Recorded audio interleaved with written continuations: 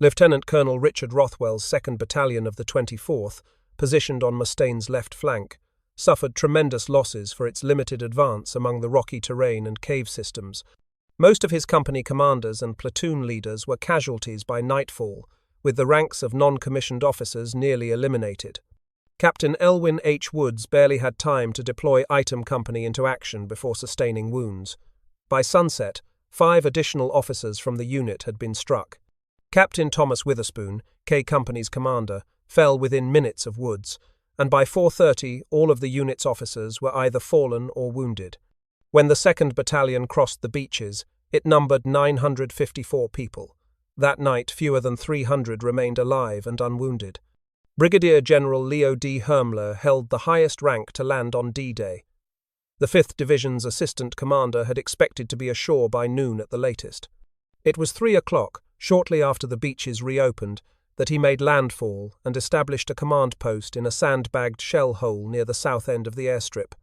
Hermler had been at Tarawa, had marvelled at the enemy fortifications, had shuddered at the flat terrain of the atoll and the lagoon that surrounded it. Now he saw that Iwo Jima would be far worse. Reports from regiments and battalions quickly convinced him that it was pointless for General Rocky to land before the next morning. He advised the division commander to remain aboard the Athene until then. Runners went out at 5 o'clock to all units from Hermler's command post, consolidate positions, prepare defensive positions for the night, and expect the worst. Sunset came at 6:45. Everyone, from admirals and generals afloat to teenage privates ashore, believed there would be a screaming charge sometime before dawn. Where, when, and in what force the enemy would strike was anybody's guess.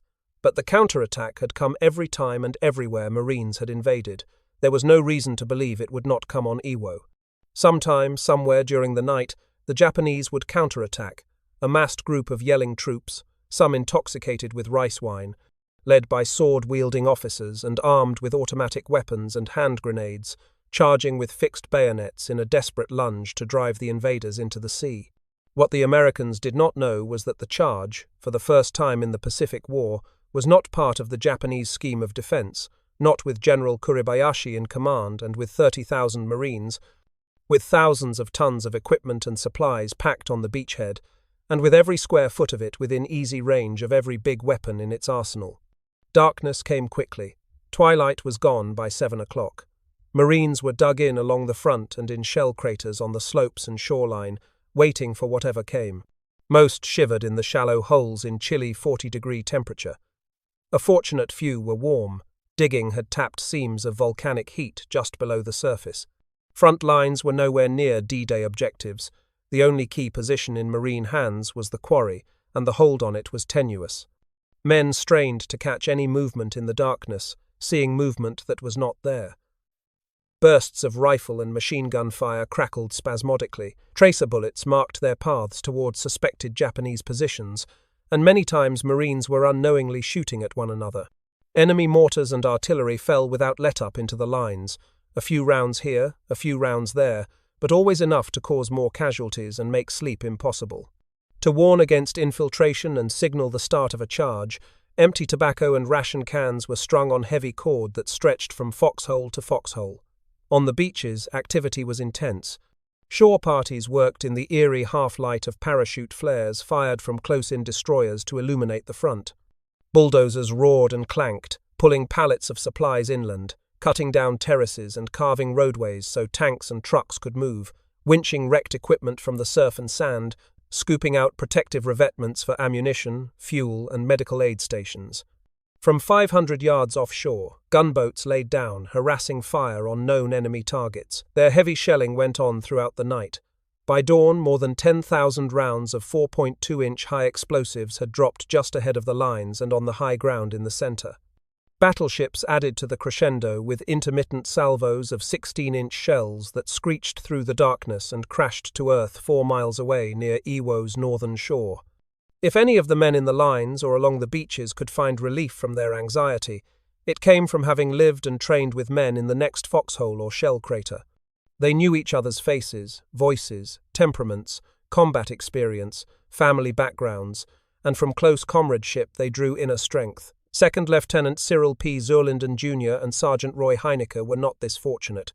Ashore since early afternoon to gather news copy and pictures from correspondents, and see that stories and negatives got to the El Dorado to be censored and sent stateside for publication, they had not seen a familiar face on the beachhead. They had more gear than most attack troops: personal knapsacks and weapons, a typewriter and camera, and a heavy sea bag packed with copy and carbon paper, manila envelopes, several waterproof canvas bags with press stenciled across them, and a satchel of 2-ounce bottles of 100-proof brandy.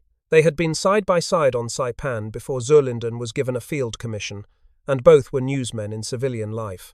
Zurlinden, an Associated Press correspondent in Annapolis, Maryland, where he was known as Pete, the little round man that covers the capital.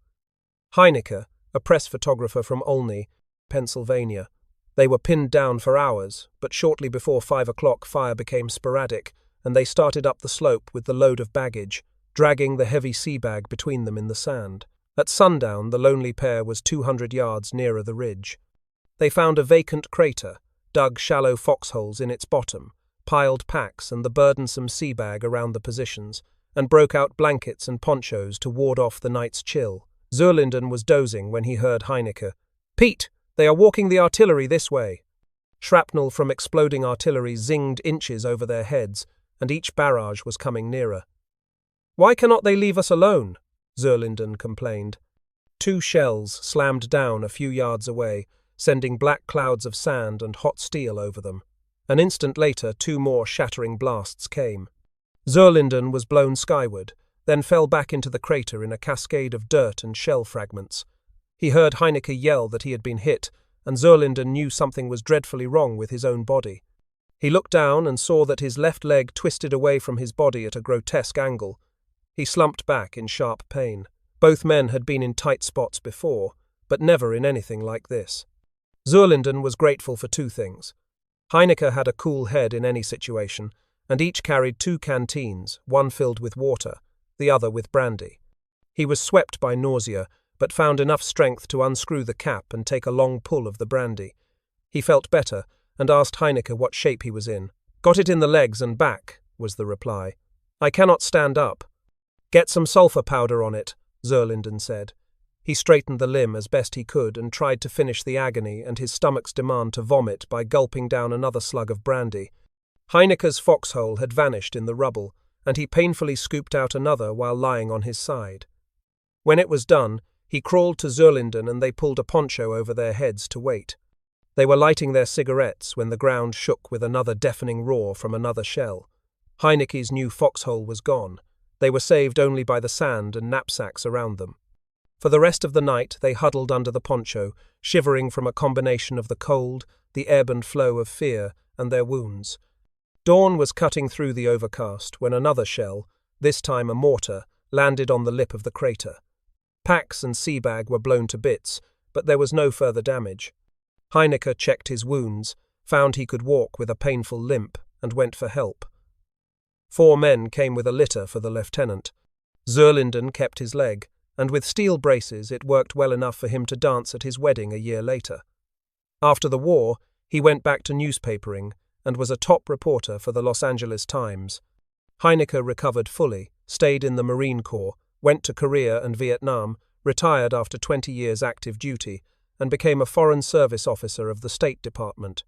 Zurlinden's and Heinecke's ordeal the first night on Iwo was commonplace. The situation was critical everywhere, but the business of war went on. Men on the front remained alert for the expected charge. Others labored to clear the landing zones, and General Kuribayashi's guns fired so often and accurately that Admiral Turner was forced to close yellow and blue beaches shortly after 11 o'clock for 2 hours. 200 yards from the base of Suribachi, Colonel Liversedge studied his map of the sector by lantern light under a blackout tarpaulin that covered his shell-hole command post, and issued orders for the 28th Regiment's morning attack against the challenging objective. A few feet away, Lieutenant Colonel Robert Williams, his executive officer, shaved with a straight razor. His hand was steady as a steel beam as mortars landed 30 yards away. Neither man bothered to look up. Since second lieutenant days, Liversedge, a tall man who moved with a loping stride, was known as Harry the Horse to his men and fellow officers.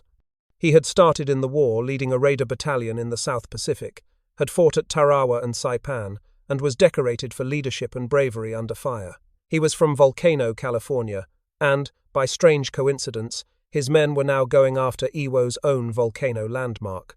Up at the northern end of the beaches, Ralph Haas's battalion took more casualties as the enemy pounded it on the slopes leading to the quarry. Shortly after midnight, his command post was hit by mortars, and the colonel and his operations officer, Captain Fred C. Eberhardt, were no longer with them. Lieutenant Colonel Louis B. Blissard, the executive officer, crawled 6 feet from his hole and took command of the outfit. D-Day had cost it a third of its officers and nearly 40% of its troops.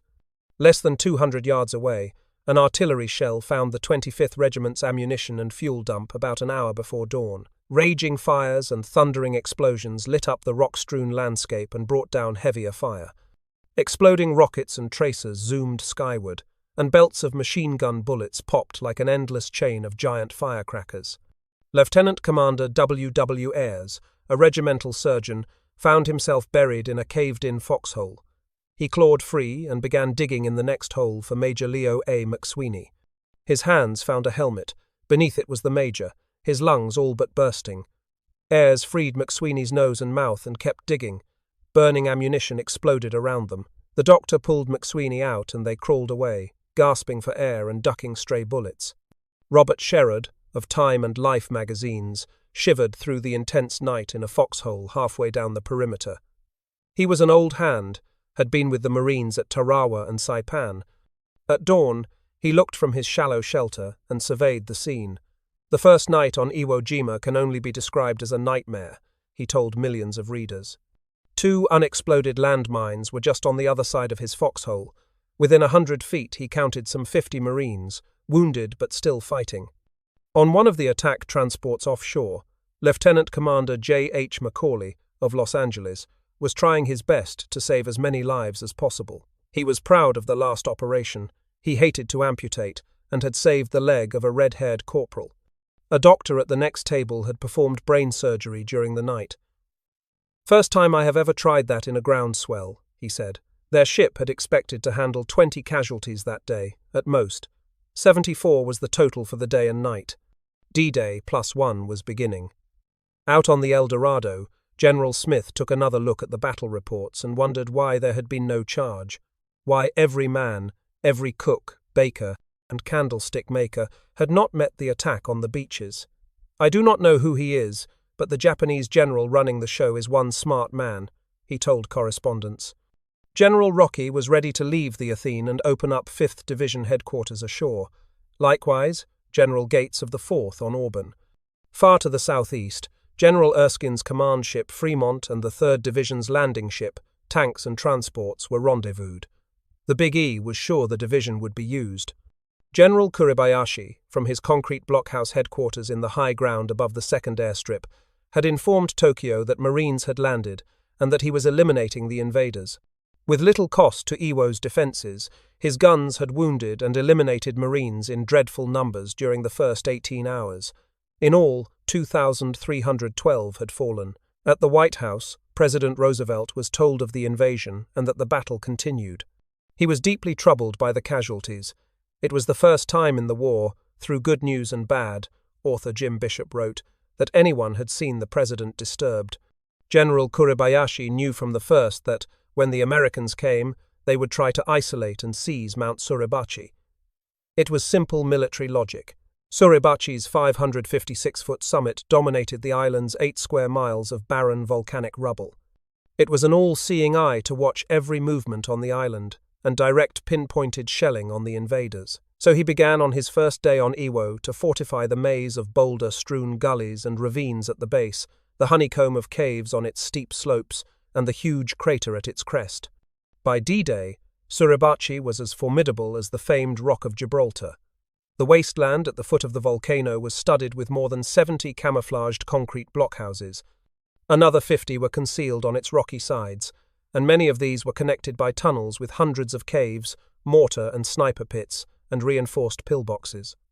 2,000 troops defended Suribachi. They were not Kuribayashi's best men. His elite forces held the deep main defense line across the island at its widest point 2.5 miles to the north. He hoped the volcano would hold out for at least 10 days to ravage the beaches with its own arsenal and direct fire for his other fortifications in the northern highlands to positions from which to eliminate the Marines with heavy shelling. Following the samurai's plan of defense, if Suribachi fell earlier and the Marines pushed northward, the cream of the general's fighters and his strongest defenses still would eliminate the Americans. Colonel Kanehiko Atsuchi commanded the Suribachi garrison. He believed he would perish on the mountain. There had been too many close calls before D-Day when his headquarters rattled with near misses from shelling and naval gunfire. At 56, he was the oldest colonel in the Imperial Army, and his battalion commanders were a diverse group.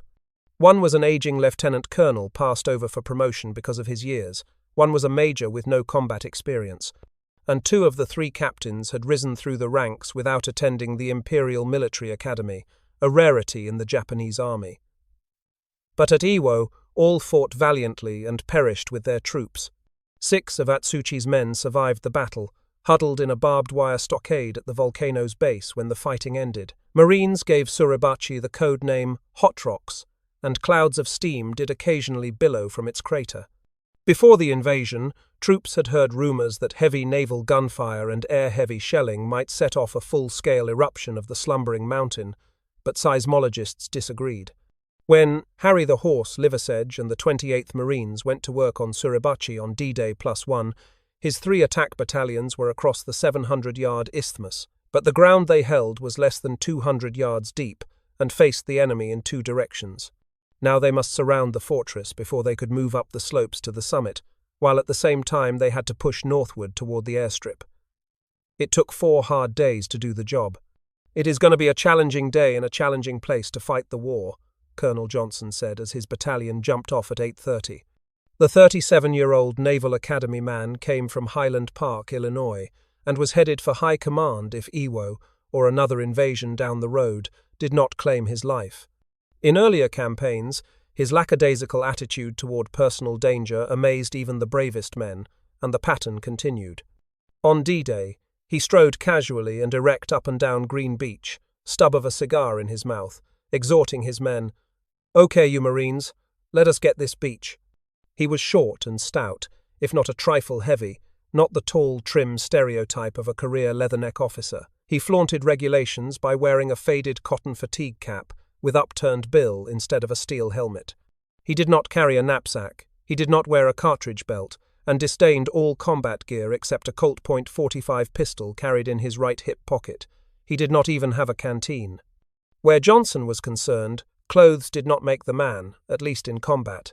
His superiors, and, more important, his men knew he was all Marine, and that is what mattered. He was a stern disciplinarian, and could outlast any man on a 30-mile training march. Then he did tote a full battle pack to show he could. He had the mean look of a Marine bulldog when angry, a mellow, smiling, almost fatherly expression when in a good mood. His men were devoted and proud to be in his battalion. They would go anywhere, do anything he asked, because they knew he would be with them all the way. Now Johnson was at it again, nonchalantly gesturing and pointing out enemy positions as the battalion moved around Suribachi's base from the east.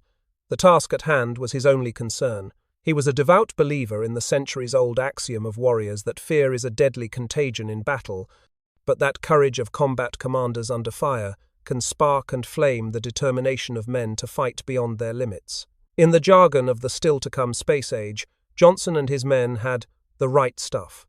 Jackson Butterfield's battalion jumped off at the same time, pointed around the volcano from the west. His men thought the name sounded more like a professor's, or maybe a lawyer's or a minister's, than a veteran of hard fighting in the Central and South Pacific. He had little of Johnson's devil-take-the-hindmost attitude, but his men knew he was fearless in combat. The outfit had been the first to drive across the isthmus, and he had been in the thick of the action. Charlie Shepard's battalion was in reserve, taking on fresh men to replace casualties and mopping up die-hard strongpoints bypassed in D-Day's fighting. They did not expect too much trouble, and were not expected to take any new ground. But nonetheless, they eliminated 75 Japanese in what often was close-in and bitter fighting. There were no airstrikes and no naval shelling before the jump-off. Japanese lines were too close to Marine positions. Tank support was also missing. 8 were expected to spearhead the push. but they were sitting silent, out of fuel and ammunition. It took 2 hours to resupply the Shermans, and when they started to move, a storm of mortars hit them from Suribachi. Twice more they tried to join the attack. Twice more they were bracketed by shelling. By mid-morning, the advance was from 50 to 70 yards, and it had been costly. Without help from the tanks, it was a case of frontal attack by riflemen and demolitions teams against well-entrenched and camouflaged positions. Shortly after 11 o'clock, the Shermans finally were able to grind into the melee. Newly landed artillery moved inland and commenced firing. For a time, the push slowly gained some momentum, but opposition was still fierce. Even with the added firepower, the advance had sputtered to a halt by sundown, and Johnson and Butterfield ordered the men to dig in for the night. They had gained from 175 to 200 yards and lost 29 men fallen and 123 wounded.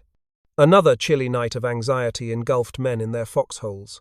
Flares lit the sides of Suribachi and the narrow front as they slowly floated to earth under oscillating parachutes. Marines kept alert for any movement from the mountaintop, and Japanese on it fired periodic pyrotechnic signals to their artillery in the north that brought almost immediate response. Heavy shelling of Marine positions. The all-night harassment made sleep beyond question, as did the constant threat of infiltration and the still expected charge. But, for the second night, it did not come. General Kuribayashi was following his battle plan to the letter. Again, the Japanese got a potent unexpected ally on D-Day, +2, the weather. During the night, the northeast wind swelled to gale force. 6-foot surf lashed the cluttered beachhead, and Admiral Turner ordered it shut down for the third time since H-hour. At daybreak, fast-moving clouds looked heavy with rain. But visibility was good, and at 8 o'clock 40 planes came in from the carriers. They hit Suribachi and positions guarding its base for 20 minutes in wave after wave of rocket and machine gun fire and napalm. At 8:30, Johnson's and Butterfield's men took up the advance from where it had stopped. Shepard's battalion jumped off, headed in the other direction, northward, to deepen the hold across the island. From platoon leader to private, the 3rd Platoon, Easy Company, 2nd Battalion, 28th Regiment, 5th Marine Division, was a microcosm of all Marines on Iwo Jima. Ethnic backgrounds, personalities, physical characteristics, civilian jobs, attitudes, and personal desires and ambitions were a cross-section of every outfit fighting to take the island. 1st Lieutenant John K. Wells's platoon was at the point of the push by Johnson's men. He was a 23-year-old Texan who carried a Thompson submachine gun with a 40-round clip of ammunition. Like his commander, he was on the flamboyant side. Back in base camp, he wore his khaki overseas cap at a jaunty forward tilt, and he spent more time mingling with his men than in officers' country. Sun and wind had deeply tanned his strong features, making him look older than his years. It was his first time in combat, but when he stormed a pillbox on the beach, the troops were sure they had a leader who knew what he was doing. They called him Tex, or GK, for Genghis Khan. Ernest I. Thomas was Wells's platoon sergeant and second in command of the 45-man outfit, a 20-year-old, hard-boiled, rough-talking former drill instructor at San Diego's boot camp. His men liked Thomas the Tiger, a name given more in recognition of a self-proclaimed prowess as a ladies' man than for ferocity. His growl is worse than his claws, they said. Sergeant Henry O. Hansen was number 3. The 23-year-old platoon guide came from Somerville, Massachusetts. The Count was slender, just under 6 feet, and prided himself on a natty appearance in snappy dress, blue uniform, khakis, or dungarees. The platoon called him One Big Fighter, and he lived up to the billing on D-Day when he demolished 4 pillboxes and pulled 3 wounded men from no man's land in the process. Sergeant Howard M. Snyder, from Huntington Park, California, was 22, a squad leader with 4 campaigns behind him. "Maybe I am enthusiastic," he said before landing, "but I am looking forward to this fight. I think it will beat anything I have seen so far." Iwo met his expectations. Corporal Harold P. Keller was from an Iowa hamlet incongruously named Brooklyn. He was a BAR man and, like Snyder, a veteran of 4 earlier landings, one from a submarine in a raid on Makin Island, and had been wounded at Bougainville. His combat record gave newcomers a feeling of security. He knew what war was all about and how to survive. The platoon called Corporal Everett M. Lavelle, Pappy. He was in his 30s, greying at the temples, the oldest man in the outfit, and had 3 battle stars. He came from Bellingham, Washington, and throughout the first night on Iwo, he said he had a constant thought, "Gracious, what a relief it will be when morning comes." Now, he was not so sure. At 18, Private First Class James Robeson was the youngest member of the platoon. He, too, was from Washington, a town with the Indian name Chuela, and looked younger than he was. Shaving was not yet a daily ritual, and his button nose was a perpetual victim of sunburn. Iwo was his first battle. His buddies called him Chicken or Baby or Chick. He did not mind the latter. Sergeant Kenneth D. Midkiff was an easygoing mountaineer from West Virginia. He spoke in a soft drawl, was a former paratrooper, and had made 3 amphibious attacks before Iwo. The platoon felt comfortable around Katie. He was battle-wise and cautious, and planned to return when the war was over to his native hills, to hunt, fish, and make some moonshine. He never made it. Private First Class Raymond Strahm had 3 landings under his belt, 4, counting Iwo. He had learned to use a parachute as a paramarine, but, like Midkiff, always went ashore in a landing craft. All Marine parachute units disbanded before making a combat jump.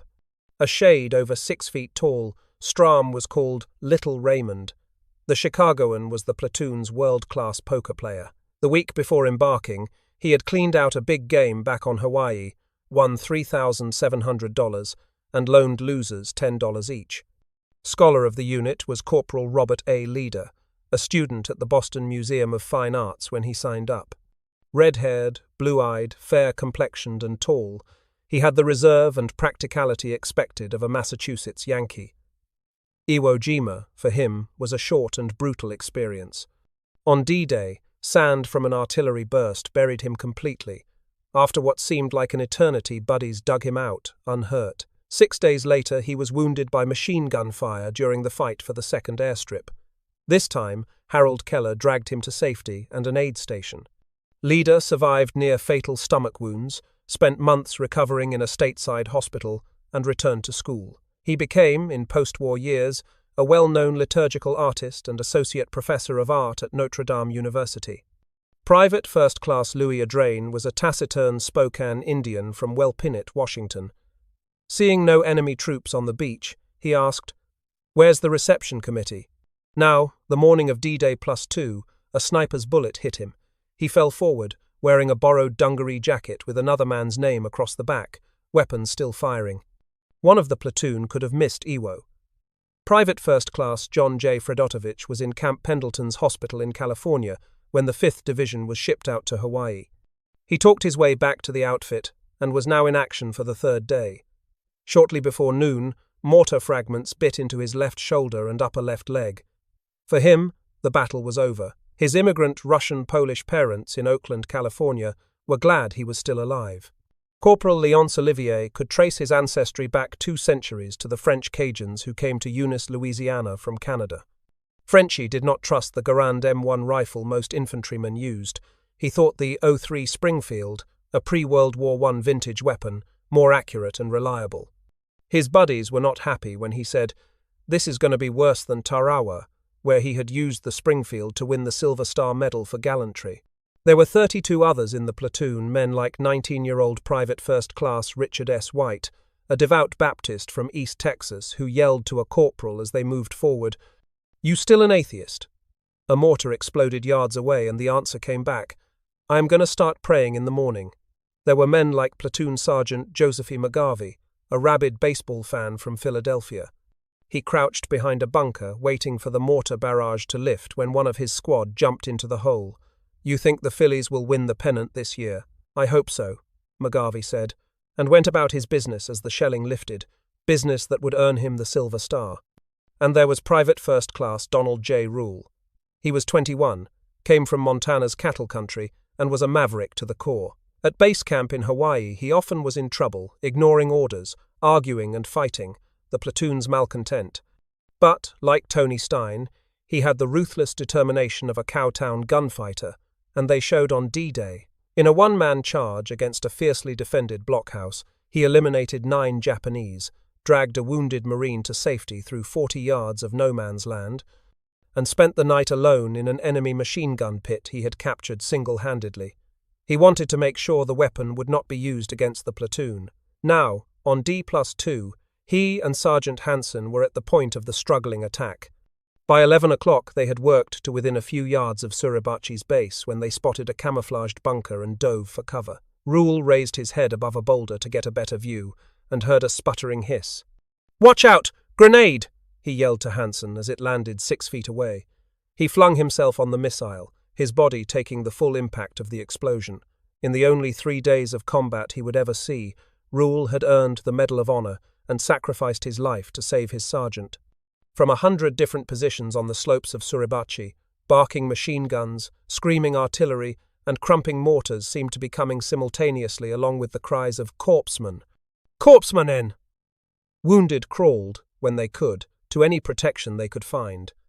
Stretcher-bearers braved the scythe-like fire in desperate rescue attempts as the fighting roared on. Genghis Khan, Wells, and 4 men hugged the sides of a shell hole in front of another bunker, waiting for the mortars to lift. One slammed into the crater, and all were wounded in the blast. The lieutenant was groggy, seriously injured, but refused to leave the scene. He took a shot of morphine from Corpsman John Bradley and kept command of the platoon. Corporal Charles W. Lindbergh saw what was happening as Wells and the other wounded crawled behind the pillbox alive with machine gun fire. With his flamethrower, he turned the enemy position into a roaring furnace. 2 more pillboxes and a bunker were yards away.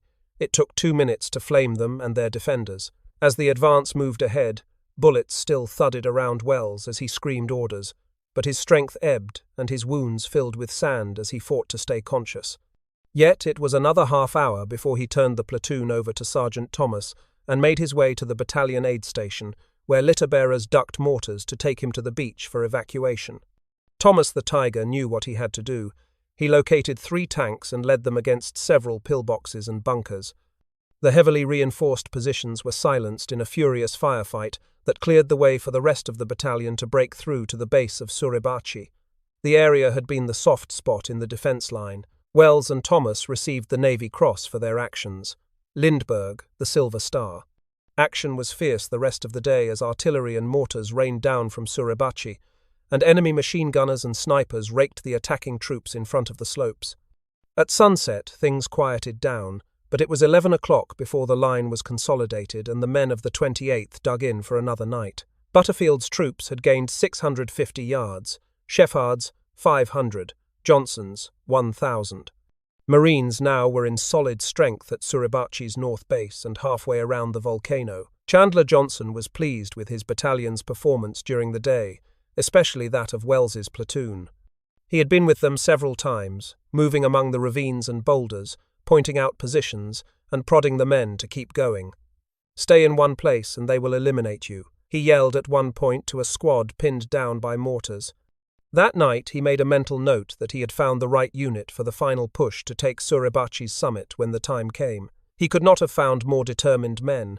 They not only had blasted open the way to the volcano's base, but in one day their platoon had become the most decorated in Marine Corps history. 1 man had earned the Medal of Honor, 2 would receive the Navy Cross, the second highest decoration awarded Marines, 1 would wear the Silver Star, 7 would get Bronze Stars, and 17 Purple Hearts for wounds received in a single dawn-to-dusk action on a tiny chunk of forlorn real estate. It was strangely calm early in the evening at the base of Suribachi. Men nearest the mountain could hear muffled chatter among the defenders as they moved about in caves on the slope, and there was the spasmodic tat-tat-tat, tat-tat-tat of machine guns and the cracking of rifles. There were still enemy artillery and mortars, but not as heavy as during the 2 previous nights. Then, shortly after 2 a.m., Japanese infiltrators struck at Johnson's battalion, not in a screaming charge, but in a well-organized raid. Mortars made a shambles of the attack before it had hardly begun, and 60 enemy intruders were eliminated in the barrage made more deadly by a 30-minute firefight. On the western side of the volcano, where Shepard's men were dug in, 28 more Japanese were knocked down in a fierce 10-minute melee. Butterfield's men, alerted by the furor, expected something, but it never came. D+3 was George Washington's birthday, a national holiday back home, but on Iwo few men remembered or cared. Overnight, the weather had turned miserable. A torrential cold rain soaked men to the skin and gelled with the coarse volcanic ash to clog and jam weapons. Meteorologists at Makalapa had warned about the weather at Iwo this time of the year.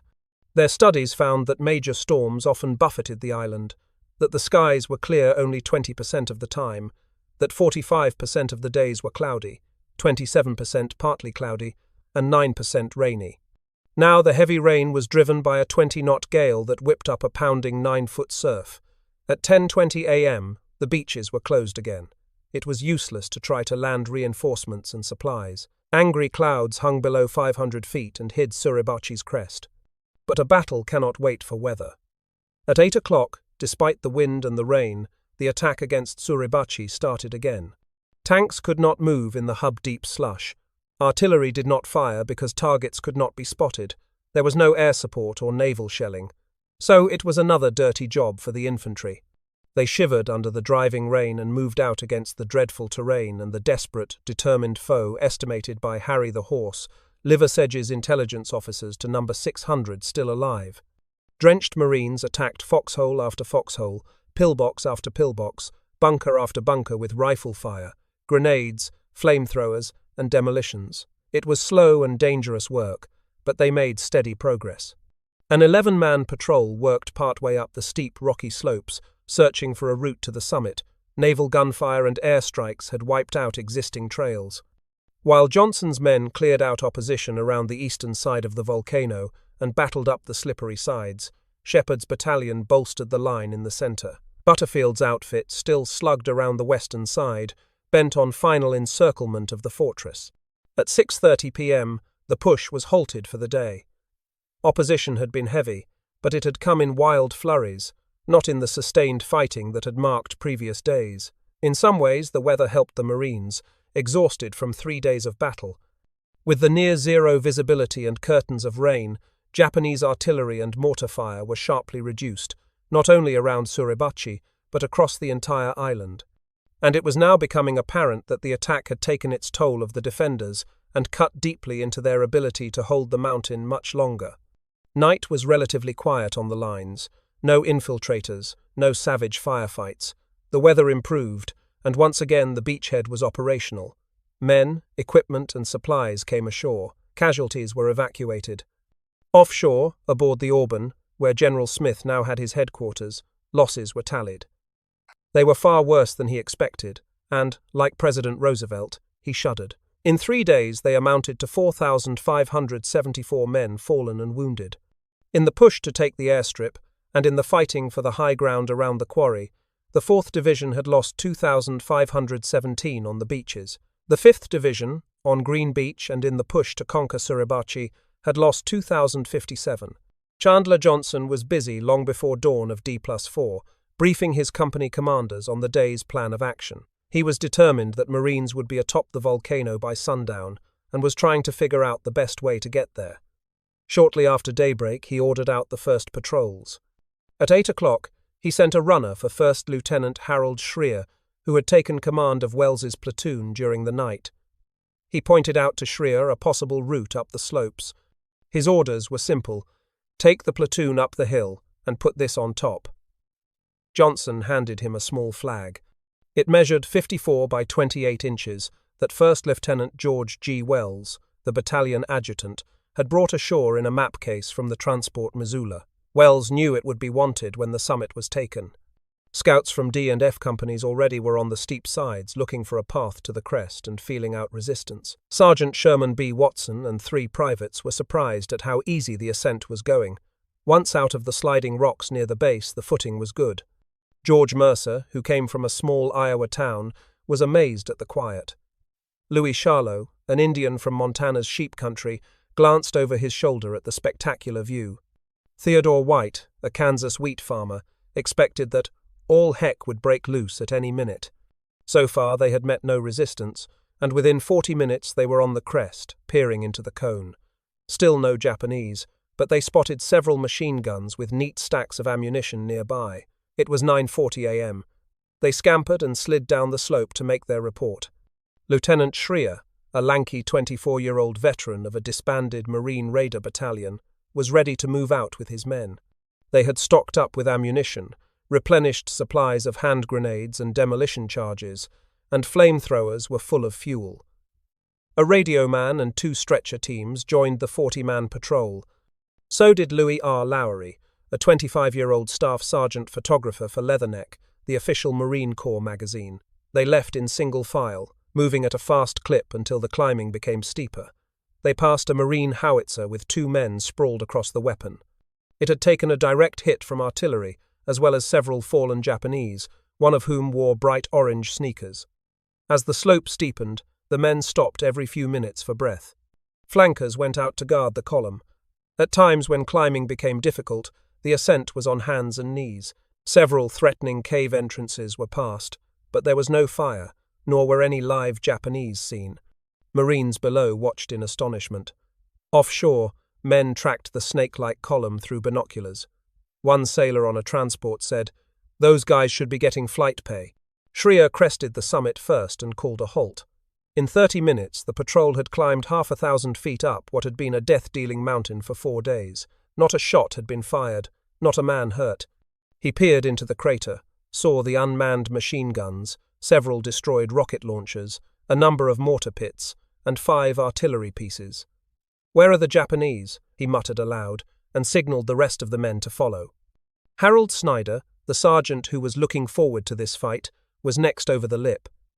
Harold Keller, the careful corporal from Brooklyn, Iowa, followed. Right behind was Chick Robeson, the platoon's teenage baby. Then came the scholar corporal, Robert Leader. They felt they were in the eye of a hurricane. It was all too quiet, an eerie, frightening, almost deathly stillness. One man relieved himself into the cone. "This is what I think of you," he said. Sergeant Thomas and about half the patrol, weapons primed for firing, stood silhouetted on the skyline atop the rim. Others probed down the crater's sides looking for Japanese. Several men scouted for something on which to raise the flag. Keller saw the first enemy. "The Japanese started to climb out of a deep hole with his back to me," he said in telling of the action. "I fired 3 times from the hip and he dropped out of sight." The rifle fire triggered an immediate torrent of grenades from several camouflaged cave mouths, and the Marines answered with bullets and grenades of their own in a short-lived scrimmage that ended as quickly as it had begun. While the melee was at its height, 2 men, Leader and Private First Class Leo J. Rozek, had found a 7-foot length of iron pipe from a rainwater cistern, and they attached the flag to it. No one in the patrol bothered to check the time, but thousands of men below and aboard the ships of the offshore armada knew to the minute when it happened. It was 10:31 a.m., February 23rd, 1945, an instant in history. "There goes the flag!" shouted the Marines at the base of Suribachi. Those on the beaches, who were aware of what was happening and could see it, cheered the sight with their own shouts of jubilation. Ships' radios crackled with news of the momentous event and flashed it to those in the fleet who could not see it.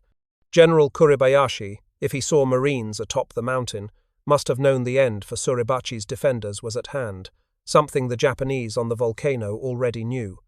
Lou Lowry focused his bulky speed graphic camera to capture the historic moment. The raising of the first flag on Iwo Jima. Robeson, crouching at the cameraman's side, refused to be in the picture. He did not want to be a Hollywood Marine. As the flag blew almost horizontal to the rocky ground, 4 members of the platoon were photographed. Schreier, Thomas, Lindbergh, and Private First Class James R. Neisel, a replacement who had joined the outfit that morning. As Lowry clicked the shutter, a Japanese leaped from a cave and opened fire on him and Robeson. He missed. Robeson did not. His bar cut the enemy down in mid-stride. An officer sprang from the entrance, snarling and swinging a broken sword in a giant half-arc. Howard Snyder squeezed the trigger of his Colt .45. It misfired and the sergeant ducked for his life. A rifle burst from Private First Class Clarence B. Garrett stopped the one-man charge. But this was just the start. Grenades came like hailstones from several caves. Marines sprayed the mouths with rifles and grenades. Then flamethrowers moved in to burn the openings, and demolition blasts closed many almost as soon as they were flamed. Lowry leaped to escape a grenade's explosion and rolled and skidded 50 feet down the steepest slope. He was unhurt. The film holder with his precious negatives was intact. His photo coverage of the campaign became an historical treasure in Marines Corps archives. After the war, he stayed with Leatherneck, first as a six-striper sergeant and then as its civilian photographer director, until his retirement in 1982. The frantic mini-battle was over in minutes. Within half an hour, Suribachi's commanding summit was serving the Marines, as it had the Japanese, as an observation post.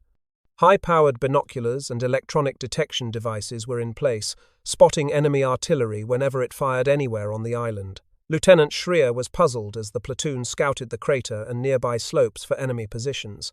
He wondered why the brief, sharp counterattack, the last organized resistance on Suribachi, had not come the instant the Marines moved over the crest. "We would have been real sitting ducks," he said. "They could have eliminated us all."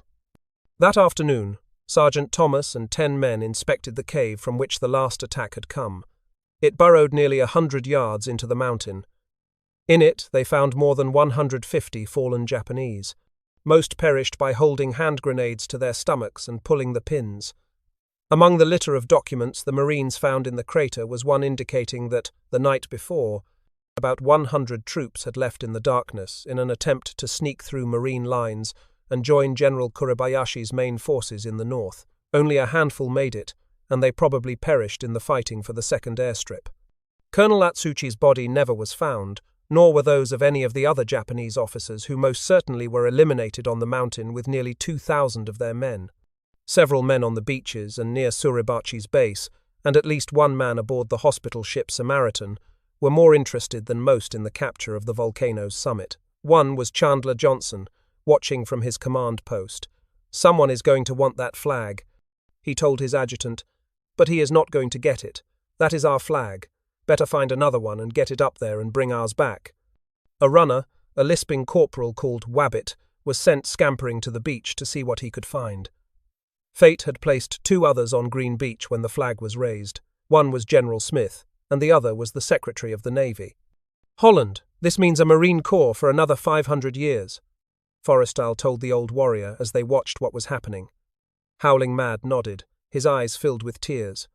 Neither knew in advance that the final push to the summit was underway. Forrestal was on the beachhead because, over strenuous objections from Admiral Turner, he wanted to be there. General Smith was there to be close to his Marines and to be with the Navy's top man if anything happened. He did not want to be safely aboard ship if Forrestal was hit by enemy fire. The beach was far from quiet. 23 Marines had fallen within the hour a few yards from where the brass stood. With them were 2 admirals, 2 of Forrestal's aides, and several reporters. Forrestal wore khakis and a grey sweatshirt to break the cold, blustery wind. Both had steel helmets, were unarmed, and Smith wore a zippered combat jacket over fatigues. He chomped his omnipresent unlighted cigar and was proud to be wearing my Marine dungarees. Platoon leader Wells was aboard the Samaritan and raising 7 kinds of trouble to get ashore despite his wounds. "By golly," he ranted, "they are my men, I am sure of it, and I want to be with them, and darn it, I am going to be." An understanding doctor gave him a first aid pack of sulfur and morphine, and the lieutenant hitched a ride on a press boat, headed for shore to pick up correspondence news copy.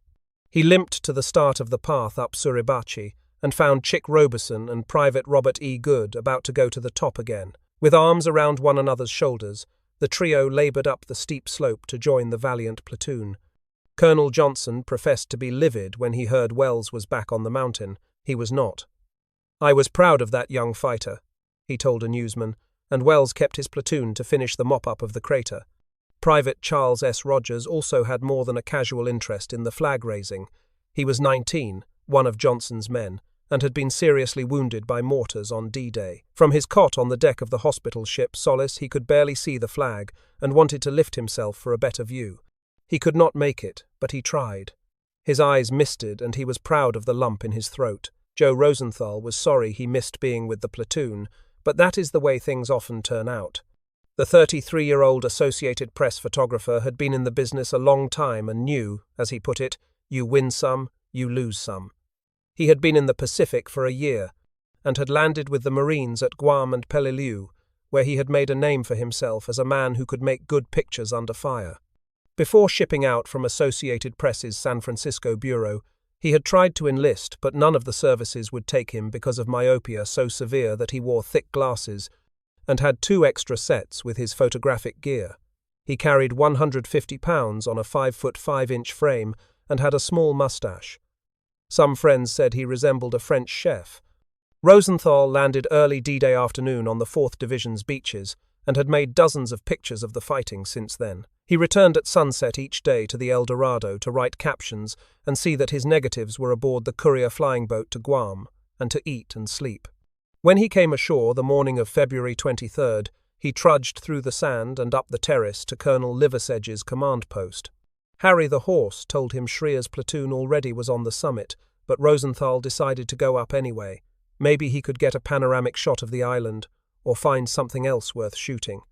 2 Marine photographers had the same idea, Sergeant William Gnaust and Private Robert Campbell. Gnaust was a motion picture cameraman with several rolls of 16mm color film. Campbell had a speed graphic for black and white stills.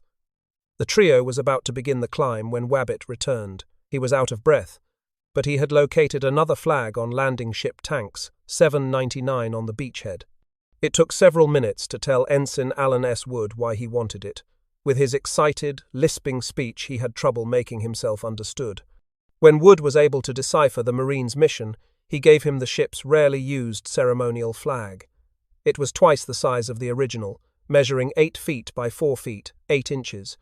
"Must be rough up there," the ensign said, as Wabbit nodded yes, and took off in a dead run. He did not want to catch trouble from the colonel for being gone too long. Johnson immediately sent a man to the summit with the new flag, and he was there with several of the original flag raisers when the trio of photographers arrived, huffing and puffing. The new flag was immediately lashed to a longer length of pipe, and 6 Marines were having trouble shoving the staff into the rubble. The photographers watched for a moment and then scurried for positions to shoot the action. Rosenthal frantically piled rocks to get better elevation to make his picture. He focused, and the speed graphics shutter clicked just as the struggling Marines hoisted the new flag.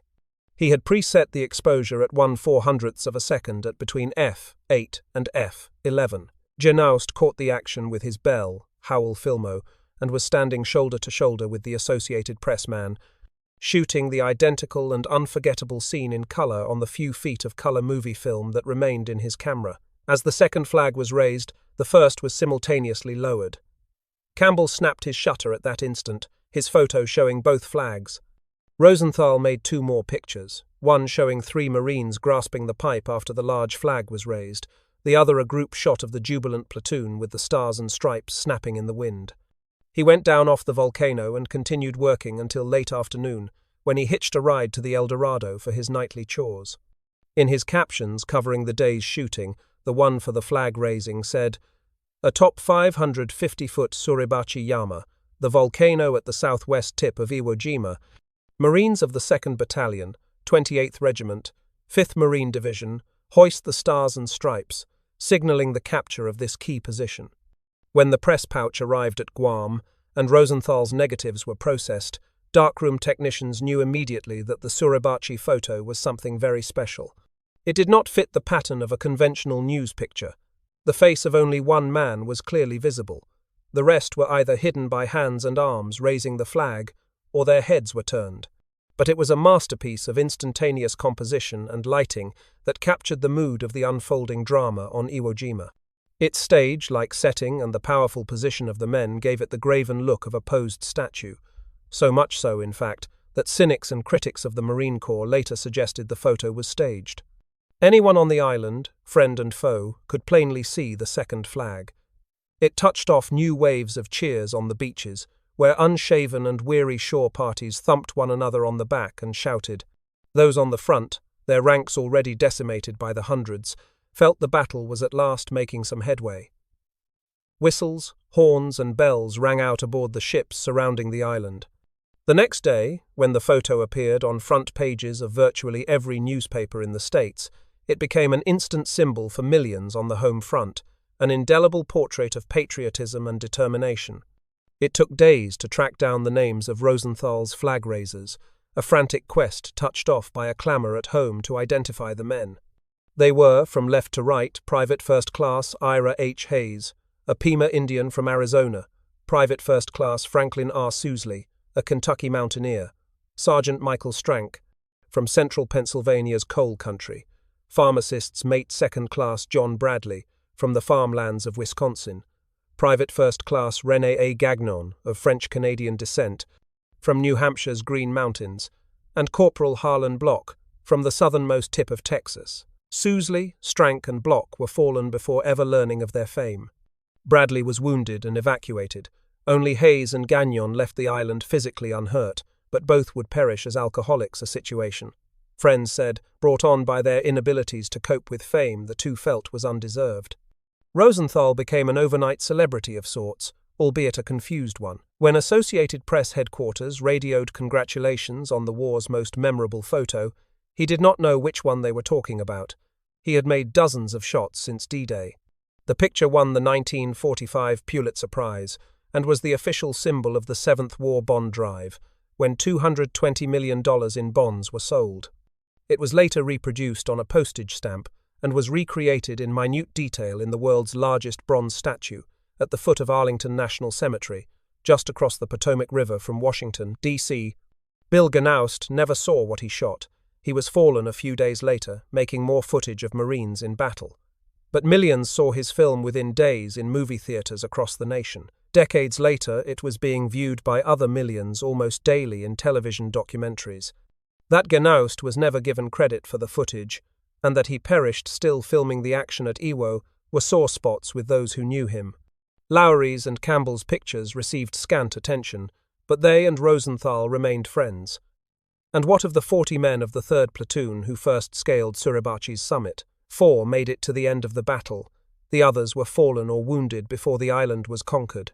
Suribachi's conquest cost the 28th Regiment 510 men in 4 days of fighting. Since D-Day, its total casualties, including those fallen or wounded on the beaches before the attack on the volcano began, were 895, nearly 30%, and the battle for the island had just begun. The regiment stayed on and around Suribachi for another week, cleaning out die-hard Japanese, reorganizing and taking on new men, and refitting before swinging north. Years later, an official Marine Corps monograph summed up the capture of the fortress. The Japanese had conducted an effective defense, it said. Making maximum use of their artillery, mortars, and automatic weapons, they did not waste themselves in costly all-out counterattacks. Forcing the Marines to come to them, the enemy inflicted heavy casualties before being blasted or burned out of their fortifications. Men who had been on the mountain thought the 47 words were not enough to tell the story. Correspondents, those on the beachhead and those on the El Dorado, filed a flood of copy daily, a graphic word picture of a battle mounting in intensity and casualties. Photographs of the wreckage-strewn beaches and of Marines struggling up the deep black sand of the terraces took over the front pages of newspapers from coast to coast. From the time Marines landed on D-Day, Navy Censors Blue penciled all mention of specific losses. Reports said only that no estimate of casualties is yet available. But on February 22nd, Admiral Nimitz's communiqué shocked the nation. At 1800, as of February 21st, our casualties on Iwo Jima were estimated at 644 fallen, 4,108 wounded and 560 missing. The invasion was just 51 hours underway. This was worse than anything the Americans had suffered anywhere in World War II, worse than Tarawa, worse than Normandy, worse than on the beachhead at Anzio. There was no doubt that Marines were in the most challenging battle since Gettysburg. An anxious home front bought newspaper extras by the thousands and listened for radio bulletins about the battle's progress. Theaters showed newsreels of the attack, sometimes updating them daily as new footage arrived. For the first time, live broadcasts were beamed to the States from a beachhead under fire.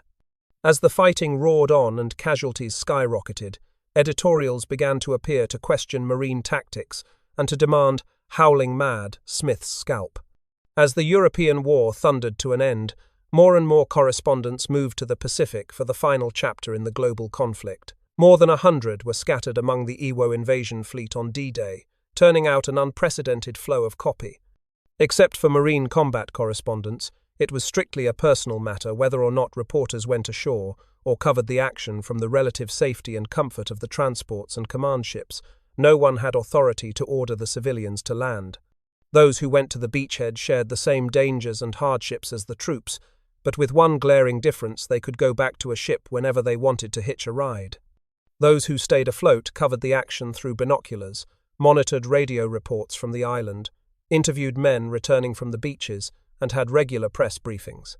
Only a few of the bravest and most dedicated reporters went ashore on D-Day, or as Bob Sherrod, who landed early that afternoon, put it, the most foolhardy or unwise.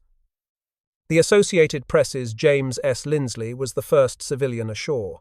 He scrambled across Yellow Beach shortly after 1:30 p.m. with Captain John W. Thomason III, the 4th Division's public relations officer.